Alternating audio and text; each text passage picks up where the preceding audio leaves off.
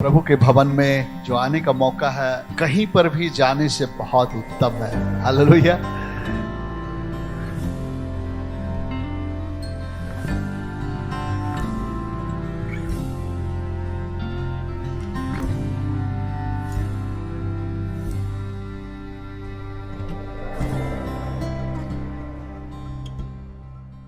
अपने आप को पूरी तरह से परमेश्वर की सानिध्य में उसकी वेदी के पास लेकर आएंगे और दुआ करेंगे। हे सर्वशक्तिमान ईश्वर, हम आपके चरणों के निकट में आपके पुत्र यीशु मसीहा के नाम से आते हैं। प्रभु, हम जितने भी धन्यवाद करें वो आपके लिए कम है। प्रभु, राजा दाऊद कहता है, जितना आश्चर्य कर्म तूने मेरे जीवन में किया है, मन तो करता है कि खुलकर उसकी चर्चा करूं, लेकिन हे परमेश्वर, उसकी गिनती नहीं हो सकती। अनगिनत आशीष देने वाले प्रभु, हम आपका धन्यवाद करते हैं। जितने लोग अपने घर से इस भवन में आने के लिए निकले हैं, प्रभु जी, अपने स्वर्गदूतों के पहरे और बाड़े के साथ यहाँ पर लेकर आइएगा। जो लोग किसी भी कारण से आज यहाँ अनुपस्थित है, खुदा, मनों को जांचने वाला परमेश्वर, हमारे उठना बैठना सबको जानने वाला परमेश्वर, उन्हें भी आप बहुतायत की आशीष दीजिएगा। खुदा, हम सब मिलकर आपके नाम की स्तुति, प्रशंसा, महिमा करना चाहते हैं, लेकिन प्रभु हम जानते हैं कि आपकी आत्मा के बगैर हम कुछ नहीं कर सकते। प्रभु, त्रैक परमेश्वर, हम आपको न्योता देते हैं इस भवन में प्रभु जी, और मैं जानता हूं प्रभु जी, आपने कहा अब से लेकर सदैव मैं तेरे संग और साथ रहूंगा। और यहाँ भी इस वक्त हमारे बीच में आप हमारे दुआओं को सुन रहे हैं, हमारे मन की बातों को परख रहे हैं, हमें जांच रहे हैं। प्रभु, मैं सबों के लिए दुआ करता हूँ, होने दे खुदावन पिता परमेश्वर, तेरे लिए एक उत्तम आराधना हम भेंट कर सके। प्रभु, अपने आप को पिता परमेश्वर एक नजराने लेकर आपके पास आए प्रभु, ताकि हम आपको प्रसन्न हो सके। खुदा, सारी आदर महिमा खुदावन हम आपको देते हैं यीशु मसीहा के नाम से धन्यवाद करते हैं प्रभु जी। ओ तेरी महिमा हो, राजाओं का राजा, प्रभुओं का प्रभु। आइए अपने हाथों को उठाकर इस गीत के साथ परमेश्वर की आराधना करें। आराधना हम करते हैं पूरे मन और दिल से, तेरी महिमा करते हैं प्रभु जी। हालेलुया।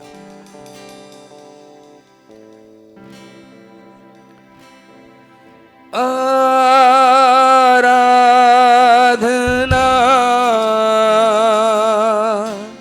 हम करते हैं पूरे दिल और मन से, तेरी महिमा गाते। आप लोग भी हमारे साथ मिलकर कहें, आराधना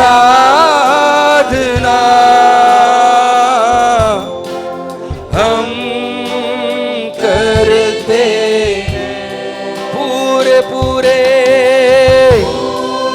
प्रभु जी, संपूर्ण हृदय से केवल तेरी आराधना। एक बार और कहेंगे, आराधना आराधना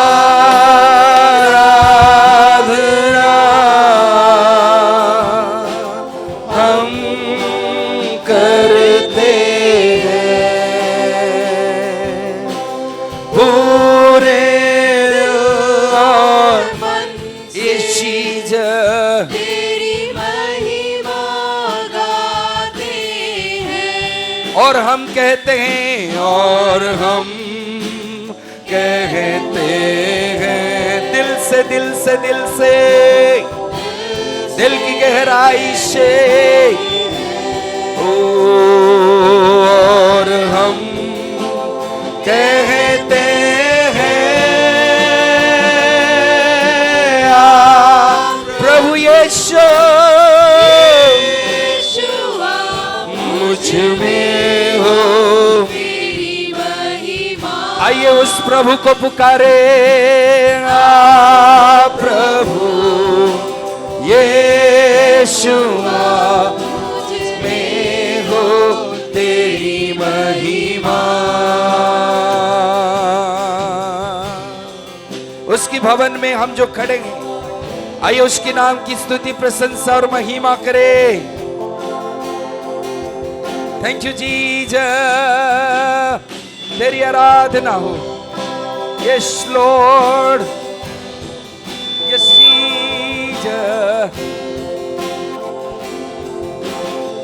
मिलकर कहे तेरे भवन में, तेरे भवन में हम आते हैं। शाराद सारी महिमा हम तुझको देते हैं। तेरे भवन में, तेरे भवन में यीशु हम आते हैं। सारा आदर और महिमा, सारा आदर हम तुझको देते हैं।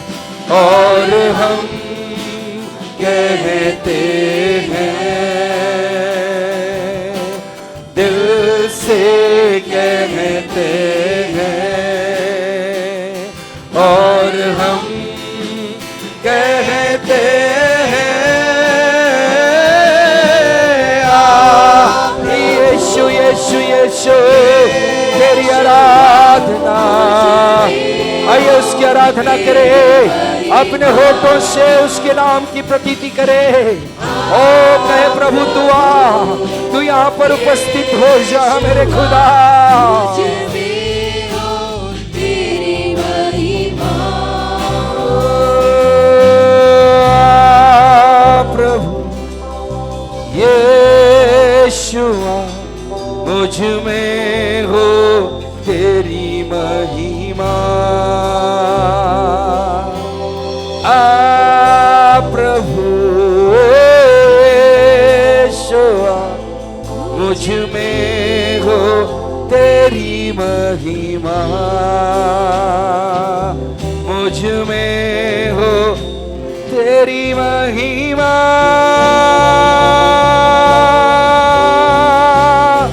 तेरी महिमा,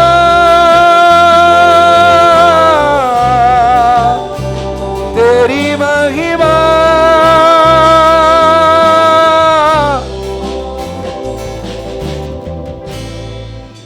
हालेलुया प्रभु तेरी आराधना, तेरी महिमा हो। यस जीसस प्रभु तुझे आराधना देते हैं, तेरी महिमा करते हैं राजाओं का राजा। तू एल शदाई परमेश्वर है, तू एवनेजर परमेश्वर है, तू यहोवा शम्मा है, तू यहोवा शालोम है, तू यहोवा ईरे है, तू यहोवा इलोहीम है। प्रभु तेरे नाम की स्तुति और महिमा करते हैं। अपने आंखों को खुले परमेश्वर की उपस्थिति में बने रहे और एक दो गीत को गाकर हम परमेश्वर के नाम की महिमा करेंगे। एल सदाई तुझसा ना कोई, हर परिस्थिति में हमारे संग और साथ रहने वाला ओ शम्मा परमेश्वर है, हमें कभी छोड़ता नहीं है, कभी त्यागता नहीं है। आइए इस गीत को गाकर परमेश्वर के नाम की महिमा करें। एल सदाई तुझसा ना कोई। हालेलुया। धन्यवाद करते हैं प्रभु जी। हमारे साथ मिलकर आप लोग परमेश्वर की आराधना करें। हालेलुया। बड़े आनंद के साथ परमेश्वर के भवन में बड़ी आनंद है मेरे प्रियो। Hallelujah. Yes Jesus L Shaddai. Thank you Jesus. Hallelujah. El Shaddai, El Shaddai, El Shaddai, El Shaddai, El Shaddai, El Shaddai, तुझसा न कोई। El Shaddai, Rabba Shanti Kasho। ओ आप लोग ऊंचे स्वर से हमारे साथ हैं। तुझसा न कोई अनुग्रही को सामर्थी है। हमारे साथ मिलकर कहेंगे विश्वास योग्य सदा प्रभु अनुग्रही को सामर्थी है तू, विश्वास योग्य सदा प्रभु तू ना बदल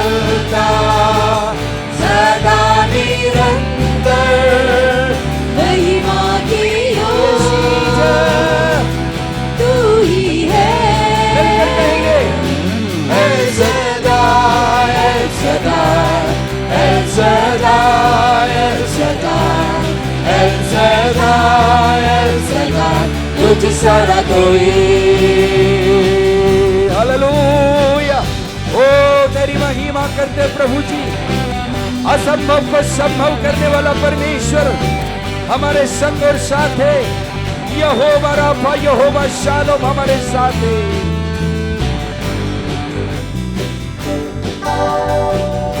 असंभव को तू करता है संभव। अग्नि और बादल बनकर चला तू। असंभव को तू करता है संभव। अग्नि और बादल बनकर चला चट्टान हमारा, चट्टान बनकर मुझे बचाता। गाऊं तेरी महिमा सदा।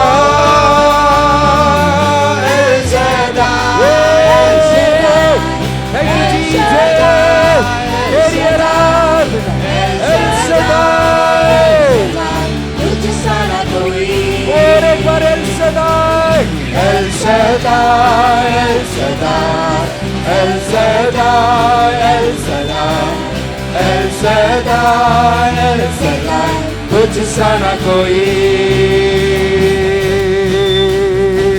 ओ हालेलुया, तेरी आराधना। ओ एल सदाई परमेश्वर है। आइए उसके नाम की स्तुति और महिमा करे। अपने हाथों को उठा करके प्रभु तू एल शदाई, तू एदोनाई, तू एबेनेजर है खुदा। हालेलुया।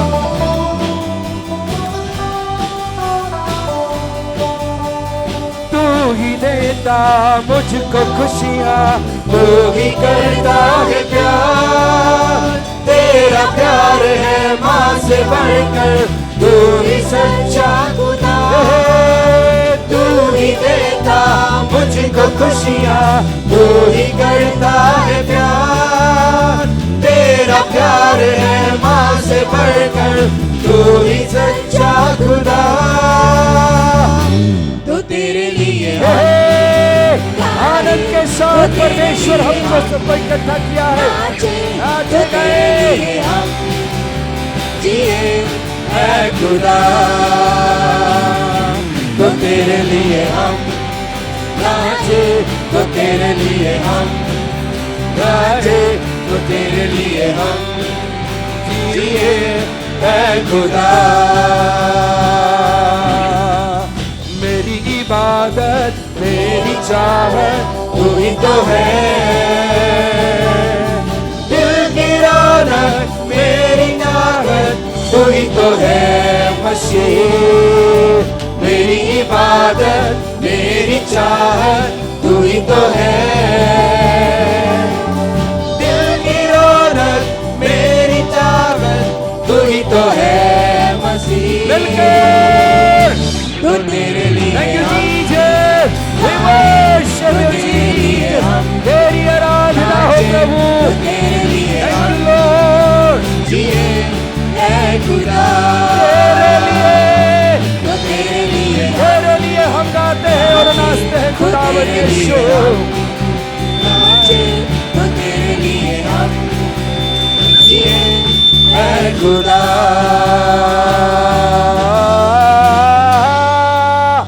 तेरी आराधना, तेरी महिमा हो खुदा।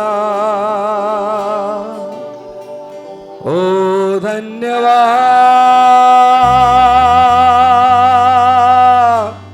अल सदाई एदोनाई इलोहीम।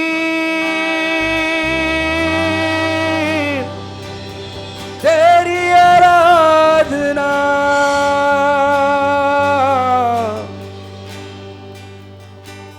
धन्यवाद। आइए अपने हाथों को उठाकर धन्यवाद दे और कहे प्रभु धन्यवाद प्रभु जी।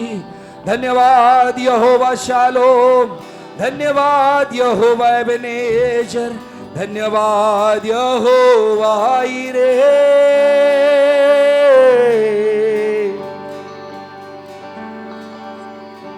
धन्यवाद के साथ स्तुति गाऊंगा, हे यीशु मेरे खुदा। आइए उसका धन्यवाद करें और कहे, प्रभु जी मैं धन्यवाद के साथ आपके नाम की स्तुति, प्रशंसा और महिमा करना चाहता हूं। प्रभु जी कोई चुप ना रहे, सबकी होठों से धन्यवाद की भेंट चढ़ाया जाए। परमेश्वर धन्यवाद की भेंट चढ़ाने वालों से प्रसन्न होता है और कहता है कि जो धन्यवाद का भेंट चढ़ाता है और मेरी महिमा करता है, मैं उसको अपने किए हुए उद्धार को दिखाऊंगा। मेरे साथ मिलकर इस कोरस को गाकर परमेश्वर के नाम की महिमा करें। हालेलुया। धन्यवाद के साथ स्तुति गाऊंगा, हे यीशु मेरे खुदा। उपकार तेरे बेशुमार, कोटि कोटि स्तुति धन्यवाद। धन्यवाद के साथ स्तुति गाऊंगा, हे यीशु मेरे खुदा। उपकार तेरे बेशुमार, कोटि कोटि स्तुति धन्यवाद। कोटि कोटि स्तुति धन्यवाद। कोटि कोटि स्तुति धन्यवाद। Yes Lord. प्रभु हम आपकी स्तुति, महिमा और प्रशंसा करते हैं। राजाओं का राजा, प्रभुओं का प्रभु। प्रभु हम सब यहाँ पर इकट्ठे हुए हैं खुदावन, कि तेरे नाम की स्तुति, प्रशंसा और महिमा कर सके। प्रभु तूने हमको ऐसा समय दिया और ऐसा समय में सबको यहाँ पर इकट्ठा किया प्रभु, कि हम तेरे नाम की स्तुति, महिमा, प्रशंसा, जलाल और गौरव दे सके। खुदा प्रभु आप पर यहाँ पर उपस्थित है, इसलिए आपके नाम की स्तुति महिमा करते हैं। सारी आदर, महिमा, प्रशंसा खुदावन हम आपको देते हैं, यीशु मसीहा के नाम से। Amen, amen. Praise the lord. Amen, amen. आप धन्यवादित हैं कि इस बार जरूर एक थर्ड वेव आया, लेकिन परमेश्वर हमारे साथ है और उसका प्रभाव कम हो गया। आमेन, प्रेज द लॉर्ड। तो मैं बहुत धन्यवादित हूँ परमेश्वर को, और क्योंकि परमेश्वर हमें सुरक्षित रखता है और ज़रूर उसका प्रभाव कम हुआ है, लेकिन परमेश्वर का हाथ उस पर है। आमेन, कि परमेश्वर ने उन चीज़ों से हमें संभाल के रखा है, बचा के रखा है, और हम लोग बहुत धन्यवादित हैं कि फिर से हम लोग इन पर्सन यहाँ पर व्यक्तिगत रीति से हम लोग मिल पा रहे हैं और परमेश्वर के नाम की महिमा हो। आइए हम अपने आंखों को बंद करें और हम लोग परमेश्वर के वचन को सुनने के लिए अपने हृदयों को हम तैयार करें। प्यारे प्रभु, हम आपको धन्यवाद देते हैं कि परमेश्वर आप महान हैं, और प्रभु आप महान छुड़ाने वाले परमेश्वर हैं। प्रभु आप महान रिडीमर हैं, प्रभु रिस्टोरर हैं, बहाल करने वाले परमेश्वर हैं, और प्रभु आप क्विक रिकवरी करने वाले परमेश्वर है। प्रभु हमने इतनी गवाही को सुना परमेश्वर, हम समझ सकते हैं कि प्रभु आप ही परमेश्वर हमारा छुटकारा देने वाले परमेश्वर है। प्रभु हम आपको धन्यवाद देते हैं इस वक्त जब हम आपके वचन से अध्ययन करते हैं, हम आपके वचन से सीखते हैं परमेश्वर। प्रभु पवित्र आत्मा आप हमारे हृदयों में काम करें।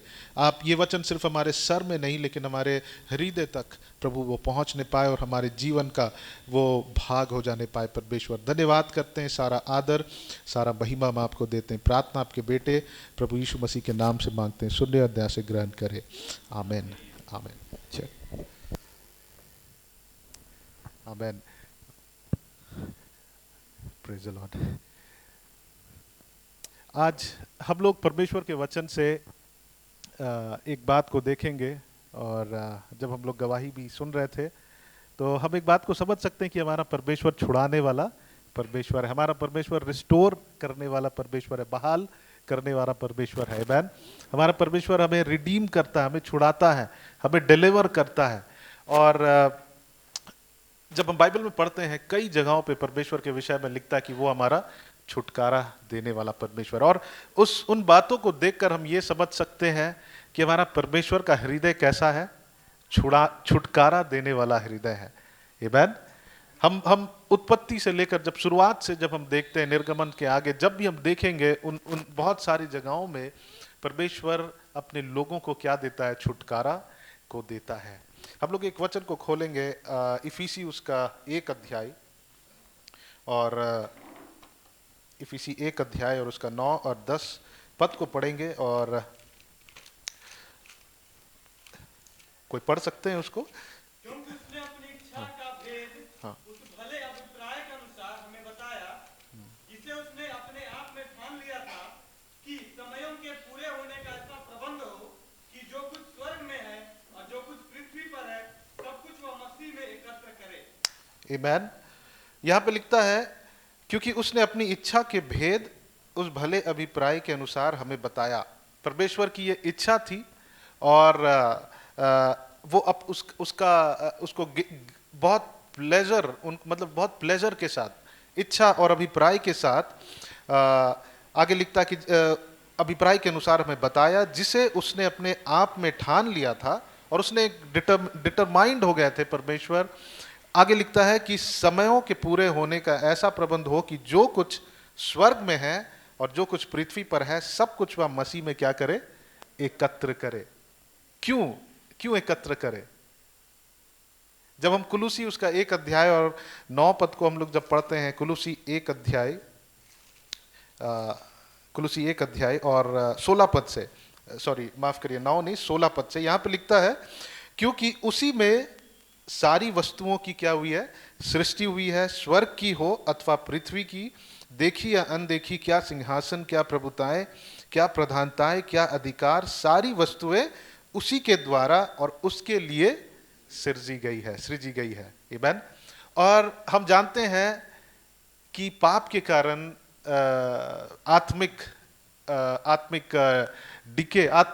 आत्मिक रीति से गिरने के कारण मनुष्य क्या हो गया, परमेश्वर से दूर हो गया, अलग हो गया।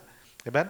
और सॉरी आई शुड नॉट से आमीन टू दैट, परमेश्वर से वो अलग हो गया। और आगे लिखता है कि वह सब वस्तुओं में प्रथम है। कौन? प्रभु यीशु मसीह। और सब वस्तुएं उसी में स्थिर रहती है। वही देह अर्थात कलीसिया का सिर है, वही आदि है और मरे हुओं में से जी उठने वालों में पहलौटा, कि सब बातों में वही प्रधान ठहरे, क्योंकि पिता की प्रसन्नता इसी में है कि उसमें सारी परिपूर्णता वास करे। और 20 पद में लिखता है और उसके क्रूस पर बहे हुए लहू के द्वारा मेल मिलाप करके, मेल मिलाप, जरूर अगर यहां मेल मिलाप कहता है तो लोगों का परमेश्वर से क्या हुआ है, अलगाव हुआ है ना। और फिर लिखता है मेल मिलाप करके सब वस्तुओं का उसी के द्वारा से अपने साथ मेल कर ले, चाहे वे पृथ्वी पर की हो चाहे स्वर्ग में की हो। एक ट्रांसलेशन में कहता है, अंग्रेजी एम्पलीफाइड ट्रांसलेशन में कहता है कि जो भी है वहां पे सब कुछ मेंशन है, पृथ्वी की जितनी चीजें हैं, लोग, वस्तु, स्वर्ग की चीजें, सब कुछ को वहां पे लिखता है कि परमेश्वर क्या करना चाहता है, रिस्टोर करना चाहता है। मतलब छुटकारा का मतलब है कि जो चीज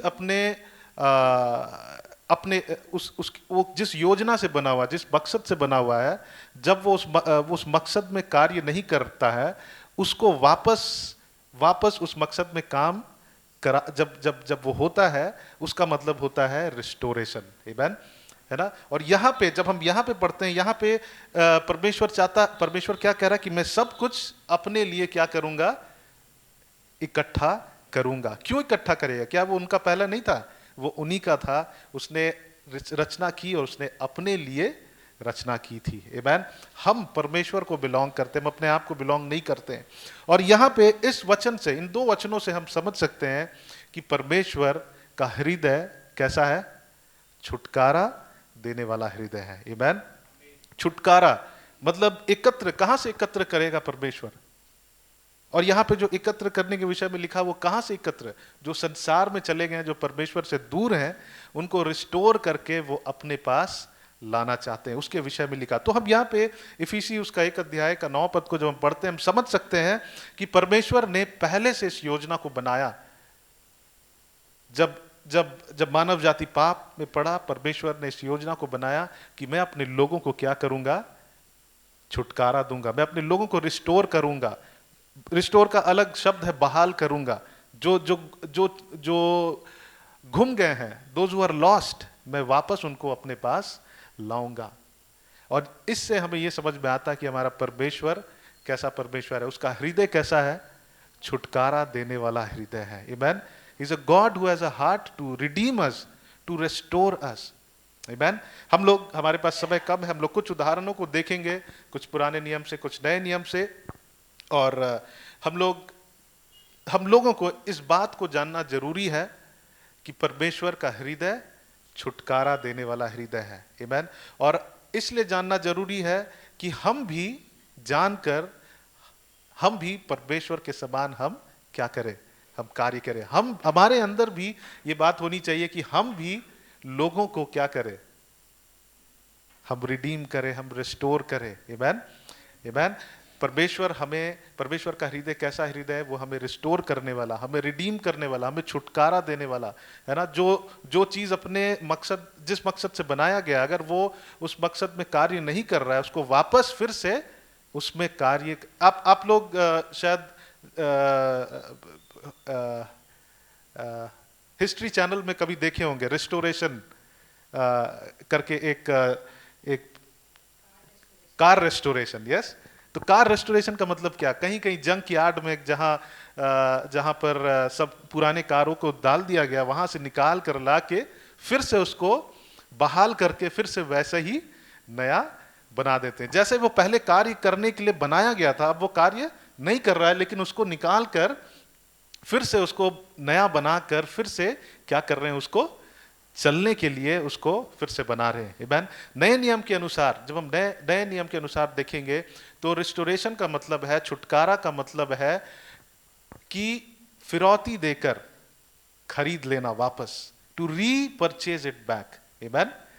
यीशु मसीह ने हमारे लिए क्या किया, उसने हमें खरीद लिया, अपने लहू से हमको क्या कर लिया, खरीद लिया।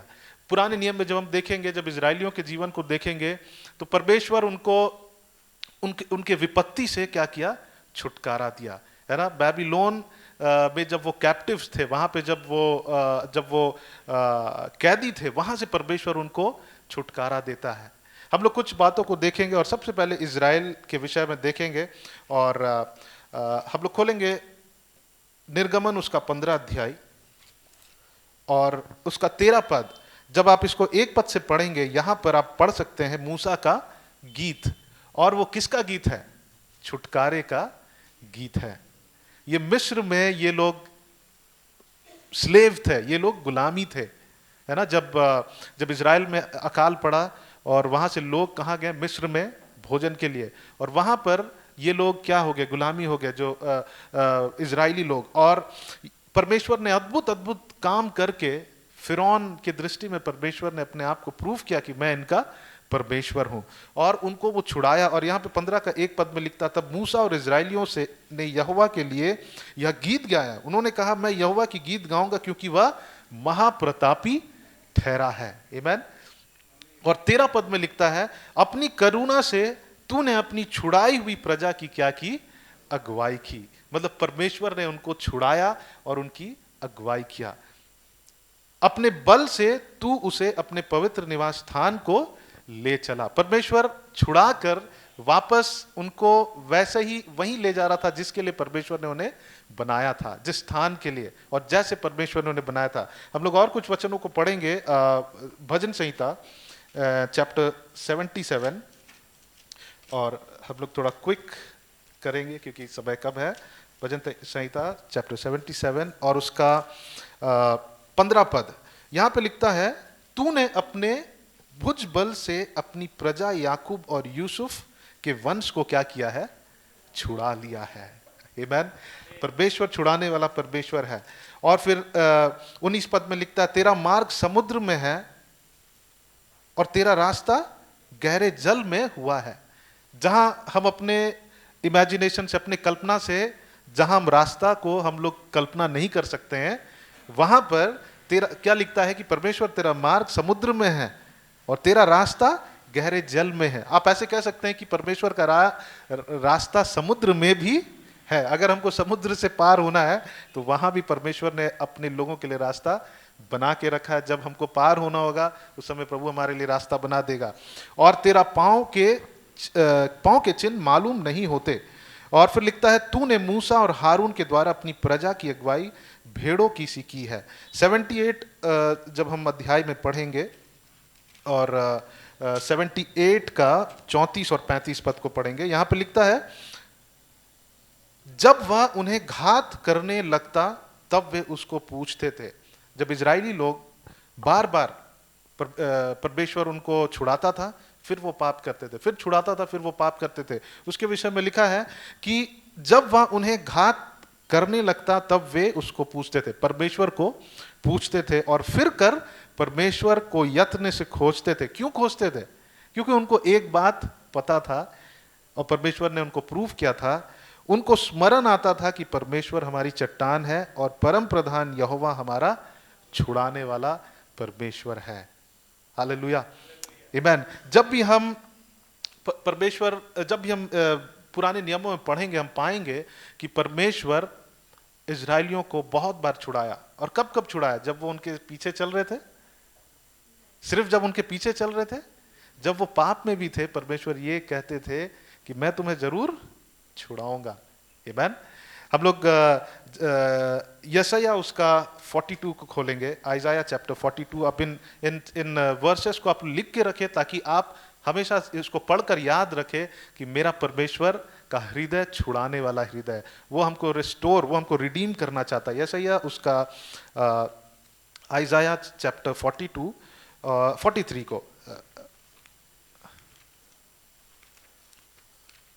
और हम लोग 43 का 1 से लेकर कोई पढ़ दीजिए, 1 और 2 को। हाँ,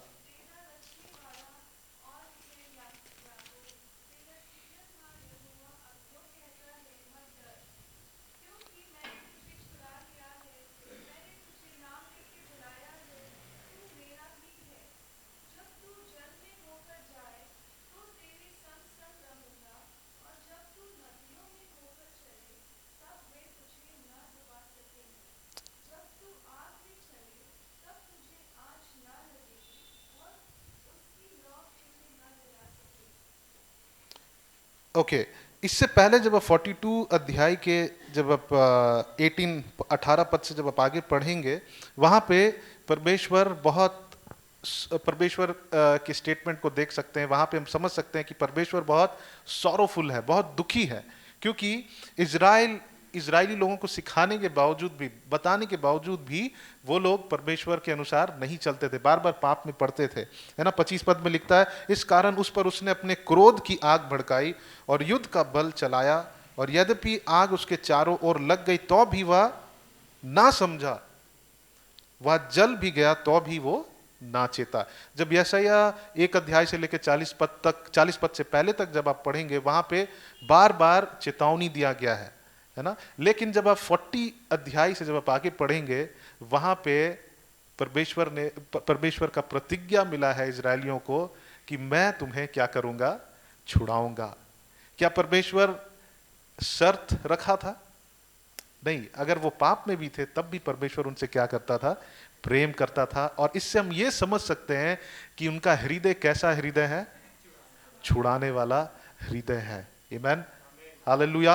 वो परमेश्वर ऐसा नहीं थे कि वो डंडा लेकर, जैसे उड़ाव पुत्र जब वो वापस आया, उनका बेटा जो उनसे दूर चला गया था, तो जब वो आया तो वो वेट नहीं कर रहा था कि जब वो आएगा तो मैं उसे मार कर भगाऊंगा। हम उनके भी उस पिता के हृदय में भी उस बात को देख सकते हैं कि उसके अंदर क्या था?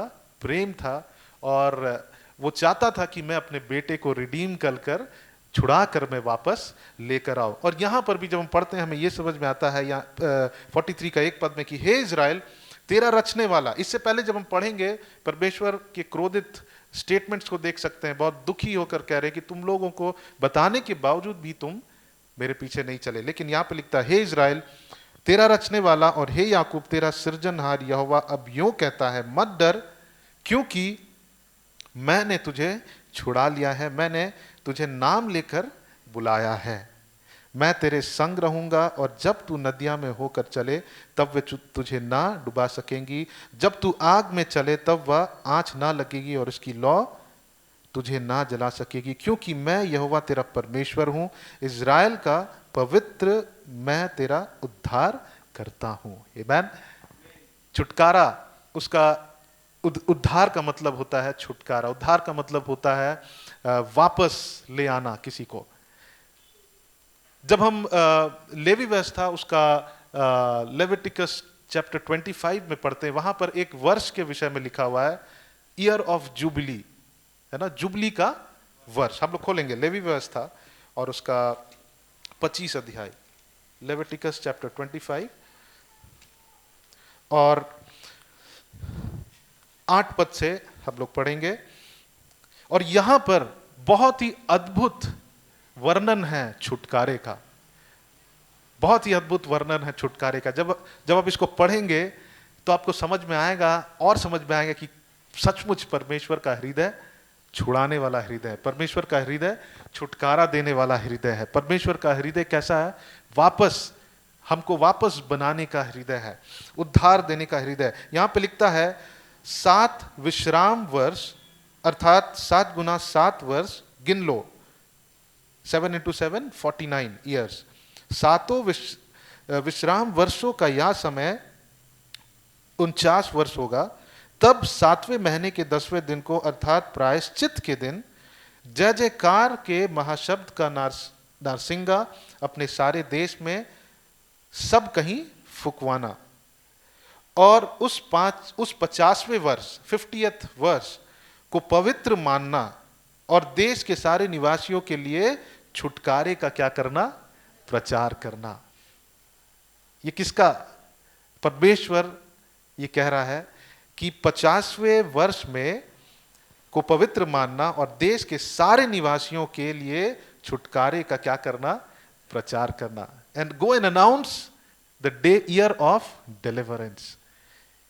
और फिर लिखता है, वह वर्ष तुम्हारे यहां जुबली कहलाएगा। जुबली का मतलब होता है, जैसे हम लोग सिल्वर जुबली, गोल्डन जुबली मनाते हैं। जुबली का मतलब होता है, इब्रानी में होता है एक तुरही का आवाज, एक loud voice of the trumpet. और उसका एक्चुअली मतलब होता है रिजॉइसिंग, है ना, उसका मतलब होता है रेस्ट। और यहाँ पे लिखता है एक्चुअली रिजॉइसिंग होता है। और यहाँ पे लिखता है कि उसमें तुम अपनी अपनी निज भूमि और अपने अपने घराने में लौटने पाओगे, जो अब तक शायद वो कर्ज में आकर उसको बेच दिए हैं। ओके, शायद जब हम आगे पढ़ेंगे यहाँ पे लिखा, दासों को छुड़ाने का भी काम उसमें होगा। दास मतलब जो स्लेवरी में है, जो दासत्व में है ना, जो गुलामी है, उनको भी, उनके लिए भी वो ईयर रहेगा, वो साल रहेगा जहां पे वो सब क्या हो जाएंगे? वो गुलामी से आजाद हो जाएंगे।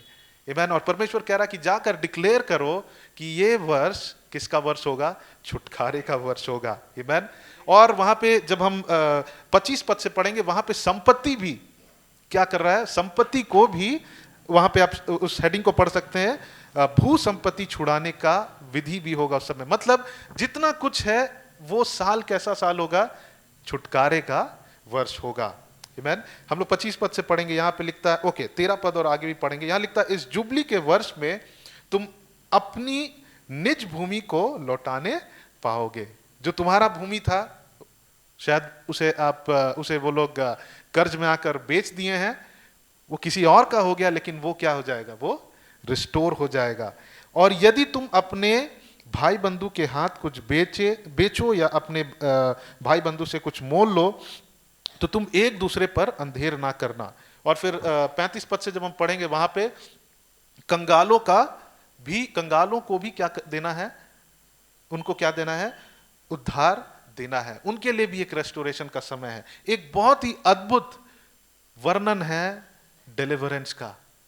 हम इससे समझ सकते हैं कि परमेश्वर का हृदय कैसा हृदय है, छुटकारे का हृदय, छुड़ाने वाला हृदय है ना, डिलीवर करने वाला हृदय है, आजादी देने वाला हृदय है। हम जब 25 पद से पढ़ेंगे, यहां पे लिखता है, यदि तेरा कोई भाई बंधु कंगाल होकर अपनी निज भूमि में से कुछ बेच डाले, अगर वो कंगाल होकर अपनी निज भूमि से बेच डाले, तो उसके कुटुंबियों में से जो सबसे निकट हो वह आकर अपने भाई बंधु के बेचे हुए भाग को क्या करेगा, छुड़ा लेगा।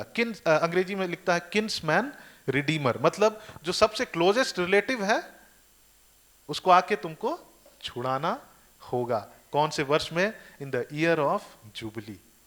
आमीन। और फिर आगे लिखता है, यदि किसी मनुष्य के लिए कोई छुड़ाने वाला ना हो, अगर कोई क्लोज रिलेटिव ना हो और उसके पास इतना धन हो कि आप ही अपने भाग को छुड़ा सके, तो वह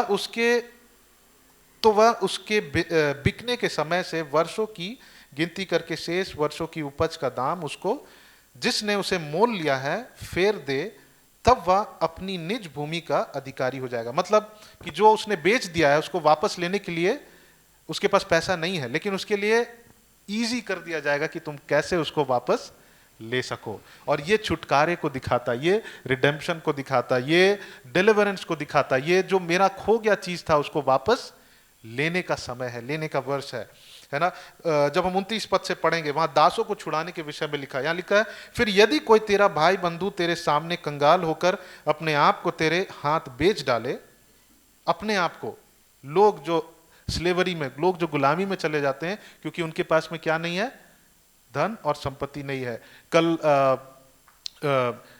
सिलीगुड़ी में एक बार पास्टर सैम टेलर के बेटे ब्रदर मार्क टेलर वो कहीं घूमने गए थे और वहां पे उन्होंने पाया कि जो गरीब हैं, है ना, वो अपनी बेटियों को क्या करते हैं, बेच देते हैं। कैलकाटा में एक एरिया है जहां पे वो रेड लाइट एरिया, वहां पे बेच देते हैं क्योंकि उनके पास पैसा नहीं है। और उनको परमेश्वर ने हृदय में डाला कि वहां जाकर उनको क्या करना है, रिस्टोर करना है, क्योंकि हमारा परमेश्वर का हृदय छुड़ाने वाला हृदय है। और हमें भी क्या करना है, उस हृदय को अपने उस परमेश्वर के उस कैरेक्टर को अपने अंदर लेना है। हम अपने एबिलिटी से हम भी लोगों को क्या करें, रिस्टोर करें। अगर कोई अगर इमोशनली दुखी है, हम जाकर उसको एटलीस्ट शब्दों से क्या कर सकते हैं, रिस्टोर कर सकते हैं, उनको हेल्प कर सकते हैं, है ना। तो यहां पर वैसे ही लोग हैं। फिर यदि तेरा कोई भाई बंधु तेरे सामने कंगाल होकर अपने आप को तेरे हाथ बेच डाले, तो उससे दास के समान सेवा ना करवाना। Praise the Lord. वो जरूर गुलाम बन गया है, लेकिन इस वर्ष में परमेश्वर कह रहा है कि वो भी छुटकारा को पाएगा। फिर आगे लिखता है, वह तेरे संग मजदूर या यात्री के समान रहे और जुबली के वर्ष तक तेरे संग रहकर सेवा जरूर करे, लेकिन जब जुबली का वर्ष आएगा तब क्या होगा, तब वह बाल बच्चे समेत तेरे पास से निकल जाए और अपने कुटुंब में और अपने पितरों के निज भूमि में क्या हो जाए, लौट जाए। Praise the Lord. उनके लिए भी हो सकता है कि वो, मुझे नहीं पता, हो सकता है वो दूसरे देश से भी आकर इनके गुलामी बन सकते थे। उनके लिए भी ये क्या था, रिडेम्पशन था, ये छुटकारा था। हम यहां पे फिर से हम देख सकते हैं कि परमेश्वर का हृदय कैसा है, एक छुटकारे का हृदय। परमेश्वर का हृदय कैसा है, रिडीम करने वाला हृदय है। जब हम रूथ के विषय में देखते हैं, बोआज ने उसको क्या किया था, छुटकारा दिया था, है ना। जब आप रूथ, सिर्फ 4 चैप्टर हैं उसमें, आप उसको पढ़ सकते हैं। रूथ नौमी की बहू थी, ओके। और नौमी अपने पति को लेकर, अपने बेटों को लेकर मुआब में चले गई अपने स्थान से, क्योंकि वहां पे अकाल था। और जब वहां गई, उनका पति मर गया और फिर उनके जो 2 बेटे थे वो लोग वहां की लड़कियों से शादी की। उसमें से एक रूथ थी और एक जन थी ओरपा थी। और जब कुछ दिन के बाद, 10 साल के बाद में, ऑलमोस्ट 10 इयर्स के बाद में, वो दोनों उनके बेटे, नौमी के बेटे क्या हो गए, मर गए। और नौमी ने अपने बहुओं से कही कि ठीक है, अब तुम अपने अपने जगहों में जा सकती है ना। और ओरपा के विषय में देखते हैं कि वो पहले तो रोई, लेकिन सेकंड टाइम जब वो बोली नौमी कि तुम जा सकते हो, तो वो छोड़कर चले गई, कुछ भी नहीं बोली, लेकिन रूथ उसके साथ बनी रही। और रूथ उस स्थान की नहीं थी, वो कहाँ की थी? मोआब की थी। और जब ये लोग फिर क्या किया, ये लोग वापस अपने स्थान में गए और नौमी अपने जगह में गई, और वहाँ पे ये लोग कैसे थे? वो बहुत ही गरीब थे, इनके पास अपना संपत्ति होने के बाद भी ये लोग उसके हकदार नहीं थे। और उसी समय हम देखते हैं कि नौमी जहाँ पे रूत वहाँ जाकर काम कर रही थी एक खेती में। बाइबल इज़राइल में परमेश्वर ने इस बात का स्थापना किया था उन अपने लोगों के बीच में कि जब भी तुम खेती करो, जो भी फसल होगा उस पूरे भूमि के कोने के फसल को क्या कर देना? छोड़ देना, और जो गिरेगा उसको भी छोड़ देना, वो गरीबों के लिए है। और वहीं पे रूत जाकर काम करने लगती है, और वहां पे वो बोआज के उस खेती में वो काम कर रही होती है। वहां पर वो सारी चीजों को उठाती है वहां पर। और वहां पे हम देखते हैं कि बोआज के विषय में नाओमी आइडेंटिफाई करती कि ये तो हमारा क्या है? किन्समैन है, ये हमारा रिलेटिव है। तो ये रिलेटिव है, और परमेश्वर के व्यवस्था के अनुसार जो हमारा रिलेटिव है वो हमको क्या कर सकता है? छुड़ा सकता है। आमीन। और वो क्या करता है? वो फिर बोआज बोलता है कि नहीं, एक व्यक्ति है जो तुम्हारा सबसे क्लोजेस्ट फैमिली मेंबर है ना। लेकिन जब वो उसके पास जाते हैं, वो क्या कहता है? वो मैं रूत को नहीं रख सकता हूं, ठीक है। तो फिर बोआज क्या कहता है? ठीक है, मैं रूत को रिडीम करूंगा, उसके जमीन को रिडीम करूंगा, अभी नौमी के, और बोआज से रूत के जब संतान होंगे तब वो उसके हकदार होंगे। आमीन। तो यहां पे देखते हैं कि परमेश्वर ने ऐसी व्यवस्था को बनाया था, इससे हम ये समझते हैं कि परमेश्वर का हृदय छुटकारा देने का हृदय है। हालेलुया। कई बार हम परमेश्वर को हम गलत समझते हैं। जरूर प्रभु हमें डिसिप्लिन करता, वो न्यायी परमेश्वर है, लेकिन वो अंत तक परमेश्वर कभी गिव अप नहीं करता हमारे ऊपर। परमेश्वर चाहता कि वो हमको क्या करे? छुटकारा दे, वो हमको फिर से वापस उस स्थान में लेकर आए। जब हम उड़ाव पुत्र के विषय में पढ़ते हैं, लूक 15 अध्याय और 11 से 11 का 24, और हम लोग खोल लेंगे लूक 15 अध्याय, और हम लोग सब इस स्टोरी को जानते हैं।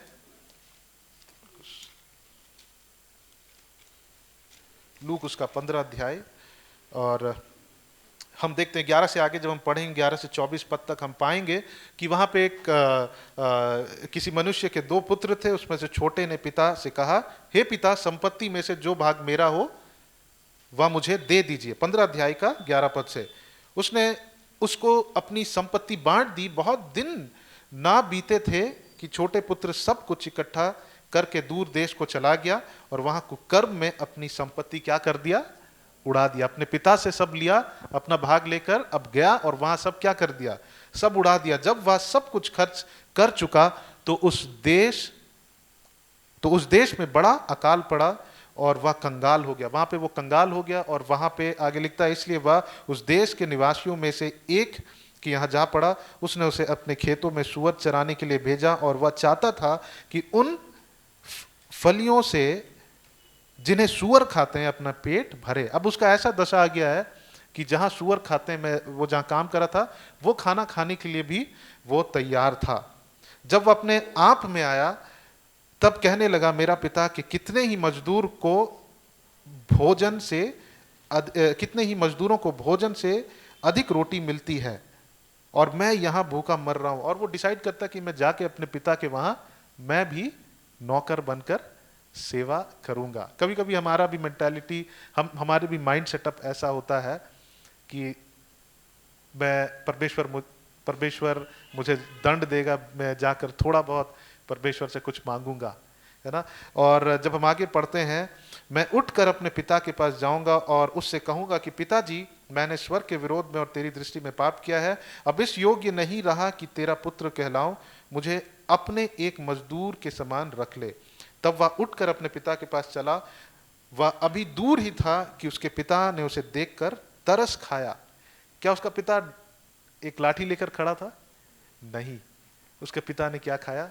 तरस खाया। ये दृष्टांत हमारे परमेश्वर के विषय में दर्शाता है कि हमारा परमेश्वर का हृदय एक तरस का हृदय है। हमारा परमेश्वर का हृदय छुटकारे का हृदय। हमारा परमेश्वर चाहता है कि शायद हम परमेश्वर से दूर होकर हम हमें परमेश्वर जैसे बनाया था, हम उस बनावट को हम खो दिए, लेकिन परमेश्वर खड़े हैं और वो चाहते हैं कि तुम आओ और मैं तुम्हें फिर से बनाऊंगा, मैं तुम्हें फिर से रिस्टोर करना चाहता हूँ।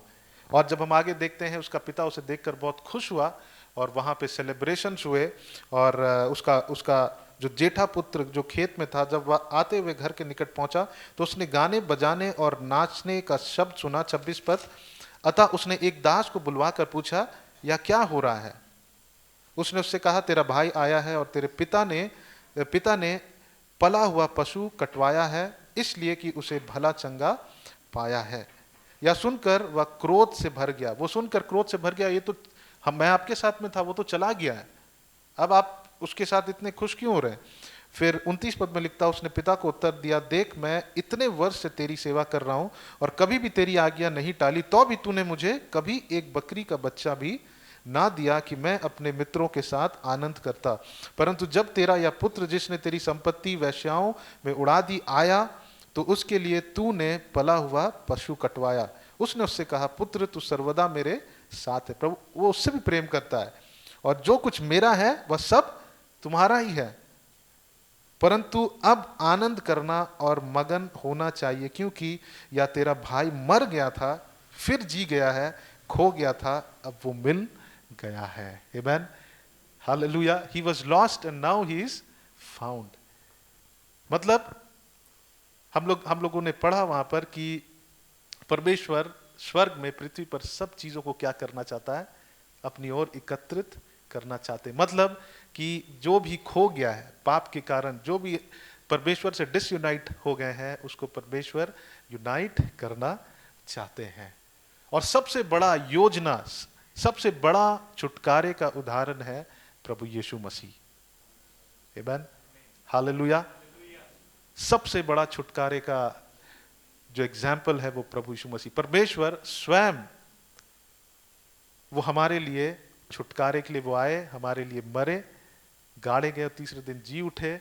और बाइबल में लिखता है, जो कोई उस पर विश्वास करेगा वो नाश नहीं होगा लेकिन अनंत जीवन को प्राप्त करेगा। परमेश्वर हमें फिर से रिस्टोर करने के लिए आए। हालेलुया, आमेन। हमारे पाप के बावजूद भी, हमारे पाप थे उसके बावजूद भी, ये शायद ये आपको बहुत ज्यादा मोटिवेशनल नहीं लग रहा होगा, लेकिन ये हमारे लिए सबसे बड़ा आशीष है। आमेन। जब विश्वास के विषय में सुनते हैं तो हम फुल एक्साइटेड होते हैं, लेकिन जब इसके विषय में सुनते हैं तो हम लोग का पूरा वो हो जाता। बट यही सबसे बड़ा आशीष है, ये रियलिटी है कि परमेश्वर ने हमें छुड़ाया है। और मैं आपको बताना चाहता हूं, अगर आपको लगता है कि आप खोए, अगर आपको लगता है कि जीवन में आप कुछ खोए हैं, आप इस बात को याद रखिए कि परमेश्वर का हृदय, हमारा पिता का हृदय छुटकारे का हृदय। He has a heart to redeem us. Hallelujah. आज अंकल गवाही दे रहे थे तो उन्होंने कहा कि मेरा परमेश्वर मुझसे सबसे ज्यादा प्रेम करता। उन्होंने रियलाइज किया कि जो कुछ भी हो, है ना, परमेश्वर मुझसे सबसे अधिक प्रेम करता। हमें इस बात के रियलाइजेशन में रहना है कि परमेश्वर का हृदय हमारे लिए छुटकारे का हृदय। हम लोग एक दो वचनों को पढ़ेंगे, फिर कुलूसी और उसका 1 अध्याय का 20 और 22 पद को हम लोग पढ़ेंगे। कुलूसी 1 अध्याय और उसका 20 और 22 पद, और यहां पे लिखता है, और उसके क्रूस पर बहे हुए लहू के द्वारा मेल मिलाप करके, किस हमारा रिडेम्पशन, हमारा छुटकारा कैसे हुआ है? परमेश्वर के लहू बहाने से। आमेन।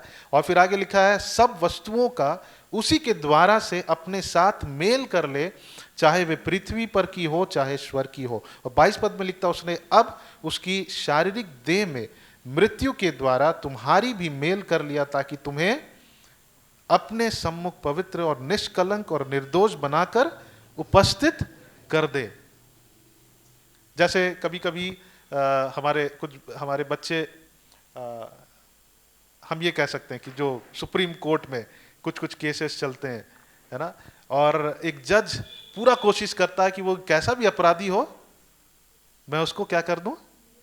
निर्दोष कर दूं, है ना, लेकिन उसका पाप कभी ढपने वाला नहीं है, लेकिन ये सिर्फ प्रभु यीशु मसीह के लहू बहाने से हमारा पाप, हम निष्कलंक हो सकते हैं। वो ऐसा कह रहे हैं कि हम सब पापी हैं, लेकिन हमको उठाकर उसने डिक्लेयर कर दिया कि हम निष्कलंक हैं और निर्दोष बनाकर उपस्थित करा। हमारे जीवन को क्या कर दिया परमेश्वर ने?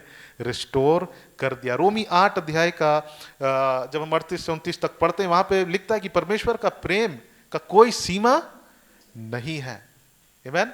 कुछ भी हम लोग पढ़ लेंगे उसको, और एक और अध्याय को पढ़ेंगे, फिर हम लोग अंत करेंगे। रोमी उसका 8 अध्याय एंड 38 वर्स, वहां पे लिखता है, क्योंकि मैं निश्चय जानता हूं कि ना मृत्यु, ना जीवन, ना स्वर्गदूत, ना प्रधानताएं, ना वर्तमान, ना भविष्य, ना सामर्थ, ना ऊंचाई, ना गहराई और ना कोई और सृष्टि हमें परमेश्वर के प्रेम से जो हमारे प्रभु मसीह यीशु में है अलग कर सकती है। हालेलुया। परमेश्वर हमें पाप करने का अनुमति नहीं देता है, लेकिन मैं आपको बताना चाहता हूं, अगर कोई पाप में है, उसके लिए भी आशा है। वो पाप उसको परमेश्वर से अलग नहीं कर सकता, क्योंकि परमेश्वर का हृदय उसके लिए क्या है?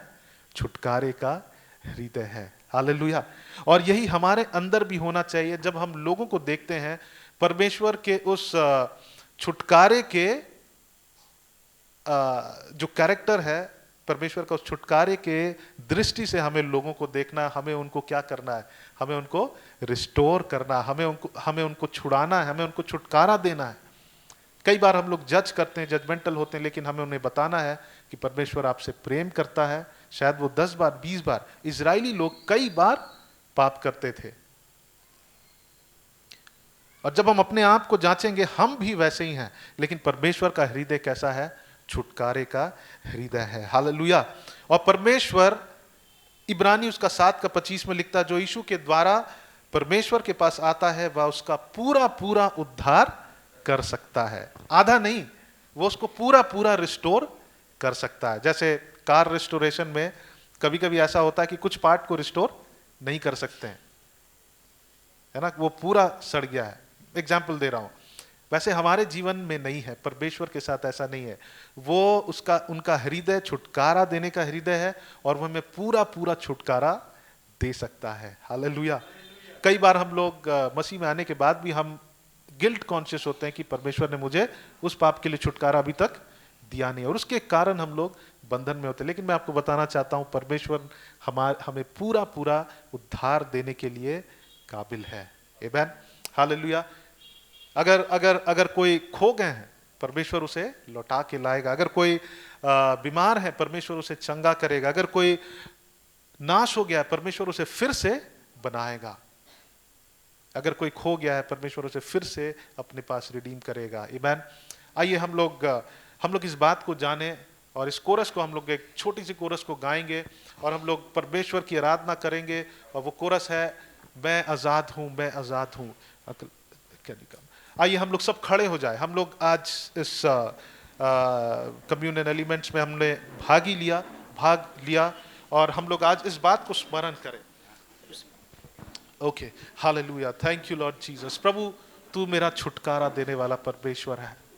प्रभु, हमने जो आपने हमें जैसा बनाया था परमेश्वर, हमने उसको खोया, उस बनावट को खोया, लेकिन परमेश्वर आप फिर से बनाने के लिए आप काबिल है। आप हमें पूरा पूरा रिस्टोर करने के लिए काबिल है परमेश्वर। हालेलुया।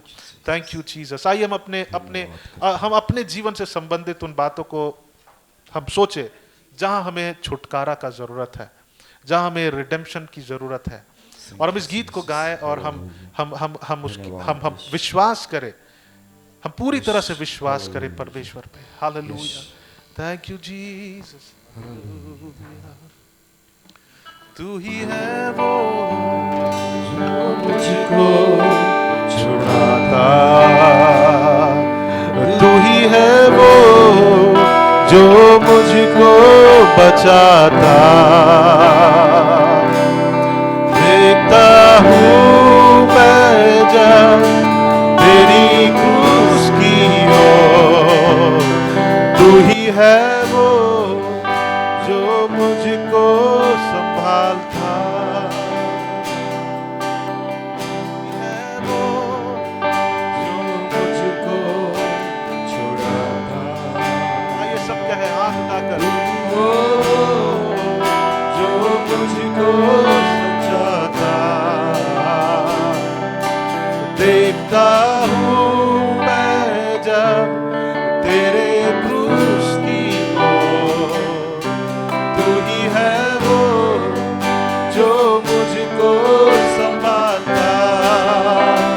आजाद हूँ, मैं आजाद हूँ, मैं आजाद तेरे लहू से हुआ हूँ। आइए, अगर आपको लगता कि आप आजाद नहीं, अभी से गाएं, हालेलुया,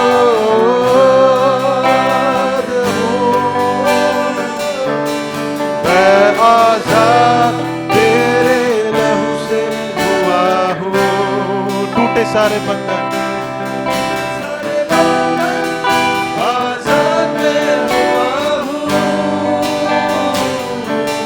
मैं आजाद तेरे लहू से हुआ हूँ।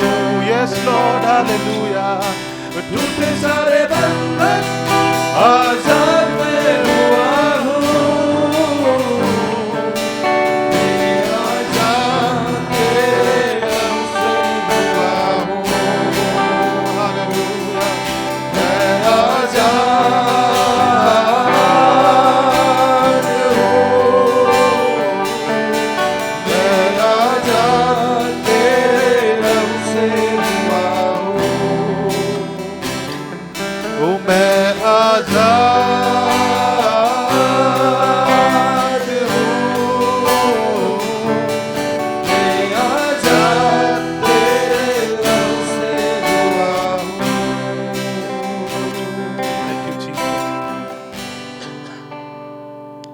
परमेश्वर। प्रभु, आप हमारे छुटकारा देने वाले परमेश्वर हैं।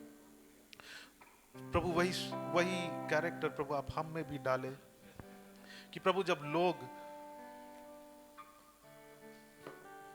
बंधन में है, प्रभु जब दुखी हैं, प्रभु हमारे शब्द उनको और गिराए ना, लेकिन परमेश्वर वो स्वरूप को दीजिए, वो उसी समानता को दीजिए कि हम जाकर उसे रिस्टोर कर सके। परमेश्वर, अगर हमारे कोई विरोधी हैं परमेश्वर, आप हमें सहायता करें कि हम उन्हें रिस्टोर कर सके, हम उन्हें बहाल कर सके, हम उन्हें वापस वही प्रेम दे सके। परमेश्वर, थैंक यू लॉर्ड जीसस। सारा आदर, सारा महिमा हम आपको देते हैं। ये प्रार्थना आपके बेटे प्रभु यीशु मसीह के नाम से मांगते हैं, सुनिए और दया से ग्रहण करें। आमीन, आमीन। Praise Lord.